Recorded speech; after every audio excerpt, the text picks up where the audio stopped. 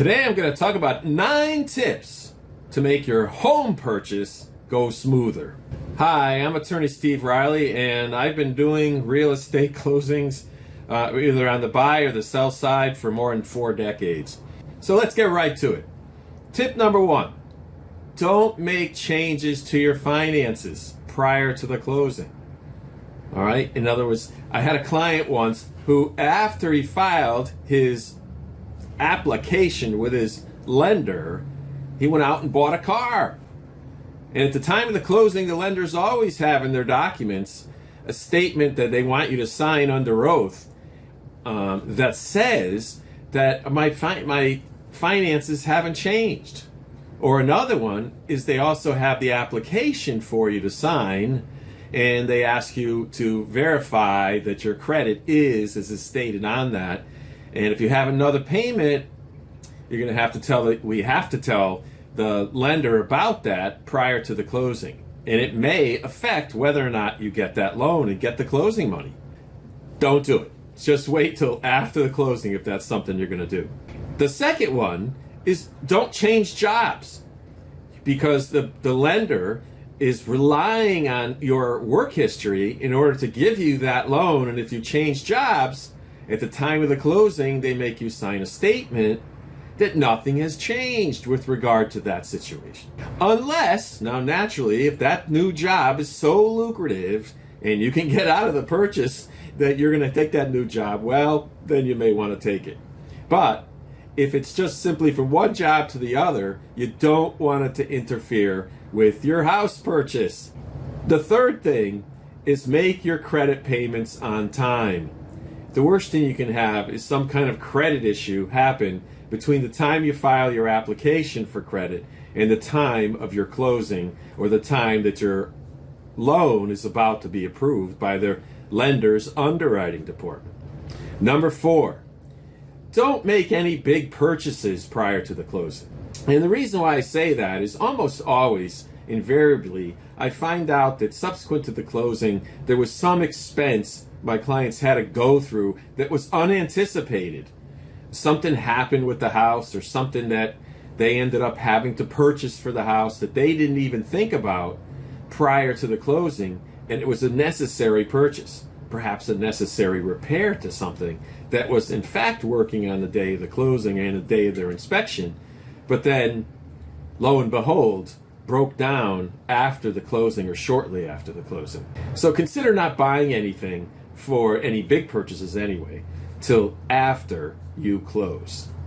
The 5th one is do your walkthrough within plenty of time between the time of your walkthrough and the time that you're arranging to be at the closing table.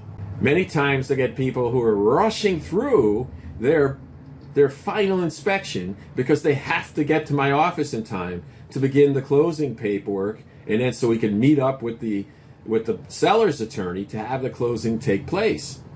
Make sure that if it's on the same day, which it should be, that it's within plenty of time to have it accomplished, so you're not rushing through it in order to get to the closing table itself.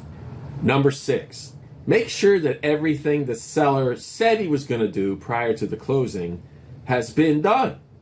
If the seller said he was going to fix this or fix that, check that beforehand to make sure it was done, so it just doesn't pop up on your final inspection, and then it has to be a matter that's dealt with in an emergency basis at the time of the closing. Let's get those issues out of the way before you ever get to the closing. And number 7, make sure you bring your ID evidence, your identification evidence, to the closing with you. Whether it be, and normally it's your driver's license, but it could be an identification license or some other form of credit. Some lenders want 2 forms of credit that I have to give them, but most will say they need at least 1 form, and a driver's license or even a passport could actually do the trick. But bring those with you to the closing so that you're not stuck leaving and going somewhere else to get them and coming back. Right? Number 8, if you're married, the likelihood is that both spouses are signing your paperwork. So don't show up to the closing without having your spouse there, thinking that you could just sign for your spouse. It can't happen unless there's a proper power of attorney done.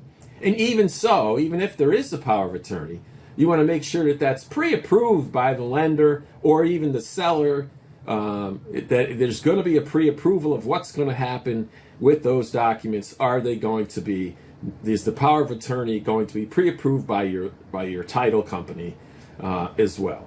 And the most important one, be reasonable throughout the whole transaction process. And the reason why I say that is because in my experience, there's always something that you need from the other side, either prior to, at the time of the closing.